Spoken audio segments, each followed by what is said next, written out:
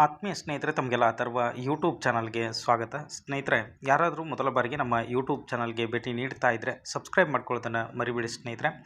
ಸ್ನೇಹಿತರೆ, ತಾವೆಲ್ಲರೂ ಕೂಡ ಬಹಳ ನಿರೀಕ್ಷೆಯಿಂದ ಕಾಯ್ತಾ ಇರತಕ್ಕಂತಹ ಒಂದು ಕರ್ನಾಟಕ ವಸತಿ ಶಾಲೆಯಲ್ಲಿ ಖಾಲಿ ಇರತಕ್ಕಂತಹ ಶಿಕ್ಷಕರ ಹುದ್ದೆಗಳಿಗೆ ಒಂದು ಮುಹೂರ್ತ ಅಂತಕ್ಕಂಥದ್ದು ಫಿಕ್ಸ್ ಆಗಿದೆ ಸ್ನೇಹಿತರೆ.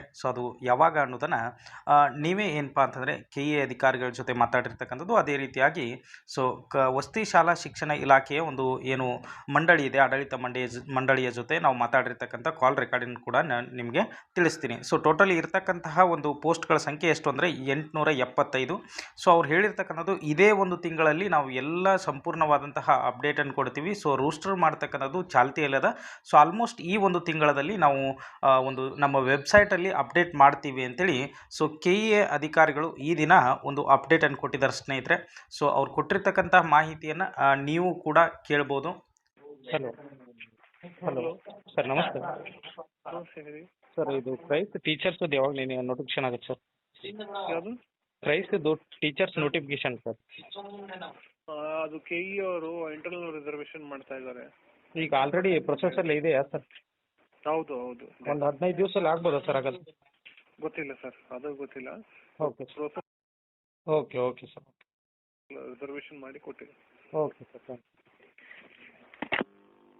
ಇದೇನಂತಂದರೆ, ನಾವು ವಸತಿ ಶಾಲಾ ಶಿಕ್ಷಕರ ಮಂಡಳಿದ್ದು ಏನು ಒಂದು ಆಡಳಿತ ಕಚೇರಿ ಇದೆ, ಅಲ್ಲಿ ಕಾಲ್ ಮಾಡಿದಾಗ ಅವ್ರು ಕೊಟ್ಟಿರ್ತಕ್ಕಂಥ ಮಾಹಿತಿ ಆಗ್ತದೆ ಸ್ನೇಹಿತರೆ. ನಾವು ಅಷ್ಟಕ್ಕೆ ಸುಮ್ಮನೆ ಆಗದೆ ಮತ್ತೆ KA ಅಧಿಕಾರಿಗಳಿಗೆ ಫೋನ್ ಮಾಡಿ ಕೇಳಿದಾಗ ಅವ್ರು ಏನು ಹೇಳಿದರು ಅಂತಂದರೆ, ಹಲೋ ಸರ್ ನಮಸ್ತೆ. ನಮಸ್ಕಾರ, ಹೇಳಿ, ಏನು ಬೇಕು ಸರ್? ನಾವು ಇದು ಕ್ರೈಸ್ ನೋಟಿಫಿಕೇಶನ್ ಬಗ್ಗೆ ಕೇಳಬೇಕಿತ್ತು ಸ್ವಲ್ಪ.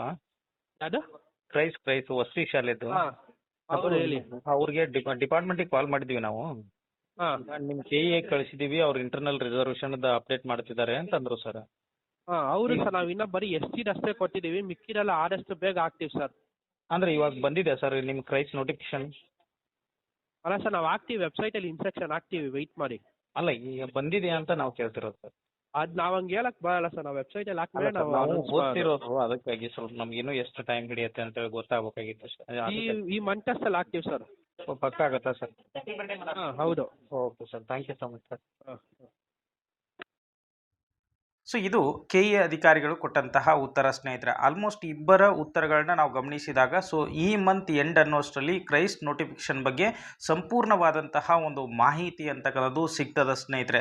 ಹಾಗಾಗಿ ನಿಮ್ಮ ಓದನ್ನು ನೀವು ಕಂಟಿನ್ಯೂ ಮಾಡ್ತಾ ಬನ್ನಿ ಸ್ನೇಹಿತರೆ. ಇಲ್ಲಿ ನೋಡಿ, ಕನ್ನಡ ಟೀಚರ್ 100 ಪೋಸ್ಟ್ ಇದೆ, ಅದೇ ರೀತಿ ಇಂಗ್ಲೀಷ್ ಟೀಚರ್ 100 ಇದೆ, ಹಿಂದಿ ಟೀಚರ್ ಬಂದಾಗ 50, ಮ್ಯಾಥಮೆಟಿಕ್ಸ್ ಬಂದಾಗ 100, ಸೈನ್ಸ್ 100 ಇದೆ, ಸೋಷಿಯಲ್ ಸೈನ್ಸ್ ಬಂದಾಗ 150 ಇದೆ, ಕಂಪ್ಯೂಟರ್ ಸೈನ್ಸ್ ಟೀಚರ್ ಬಂದಾಗ 50, ಫಿಸಿಕಲ್ ಎಜುಕೇಷನ್ ಟೀಚರ್ ಬಂದಾಗ 75. ನೆಕ್ಸ್ಟು ಇಲ್ಲಿ ವಾರ್ಡನ್ ಪೋಸ್ಟ್ ಇದೆ, ಅದೇ ರೀತಿ ಡಾಟಾ ಕಂಪ್ಯೂಟರ್ ಆಪ್ರೇಟರ್ ಅಂತಕ್ಕಂಥದ್ದು 75 ಪೋಸ್ಟ್ ಅದ. ಒಂದಂತರೂ ಇಲ್ಲಿ ತಿಳ್ಕೊಳ್ರಿ, ಸೆಕೆಂಡ್ ಪೇಪರ್ ಕ್ಲಿಯರ್ ಆಗಿರಬೇಕು. ಕನ್ನಡ ಟೀಚರ್ ಆಗಬೇಕಾಗಿತ್ತು ಅಂದರೆ ನಿಮ್ಮದು TET ಸೆಕೆಂಡ್ ಪೇಪರ್ ಕ್ಲಿಯರ್ ಆಗಿರಬೇಕು. ಅದೇ ರೀತಿ ಸೋಷಿಯಲ್ ಸೈನ್ಸ್ ನೀವು ಪಾಠ ಮಾಡಬೇಕಾಗಿತ್ತು ಅಂದರೆ ಇಂಗ್ಲೀಷ್ ಮೀಡಿಯಮ್ನಲ್ಲಿ ನಿಮ್ಮ BEd ಕಂಪ್ಲೀಟ್ ಆಗಿರಬೇಕು ಸ್ನೇಹಿತರೆ. ಅಂಥವ್ರು ಮಾತ್ರ ಈ ಒಂದು ಪೋಸ್ಟ್ಗೆ ಅಪ್ಲೈ ಮಾಡೋದಕ್ಕೆ ಬರ್ತದೆ, ಓಕೆನಾ? ಅದರ ಪರೀಕ್ಷೆ ಯಾವ ರೀತಿಯಾಗಿರ್ತದೆ, ಎಷ್ಟು ಅಂಕಗಳಿಗೆ ಪರೀಕ್ಷೆ ನಡೀತದೆ, ಪಠ್ಯಕ್ರಮ ಏನಿರ್ತದೆ ಅಂತಕ್ಕಂಥದ್ದನ್ನು KA ಪ್ರಕಟ ಮಾಡಬೇಕಾಗಿದೆ. ನೋಡೋಣ, ಆಲ್ಮೋಸ್ಟ್ ಈ ಒಂದು ಮಂತ್ ಎಂಡ್ ಅಷ್ಟರಲ್ಲಿ ಒಂದು ನೋಟಿಫಿಕೇಶನ್ ಅಂತಕ್ಕಂಥದ್ದು ಹೊರಬರುವಂತಹ ಸಾಧ್ಯತೆಗಳು ತುಂಬಾ ಇದೆ ಸ್ನೇಹಿತರೆ, ಓಕೆನಾ? ಯಾರೆಲ್ಲ ನಮ್ಮ ಯೂಟ್ಯೂಬ್ ಚಾನಲನ್ನು ಸಬ್ಸ್ಕ್ರೈಬ್ ಮಾಡ್ಕೊಂಡಿಲ್ಲ ಅಂದರೆ ಸಬ್ಸ್ಕ್ರೈಬ್ ಮಾಡಿಕೊಡ್ರಿ. ಅದೇ ರೀತಿಯಾಗಿ ಈ ವಿಡಿಯೋ ನಿಮ್ಗೆ ಇಷ್ಟ ಆದರೆ ಲೈಕ್ ಕೊಡ್ತಾ ಬನ್ನಿ ಸ್ನೇಹಿತರೆ. ಎಲ್ರಿಗೂ ಕೂಡ ಧನ್ಯವಾದಗಳು ಸ್ನೇಹಿತರೆ.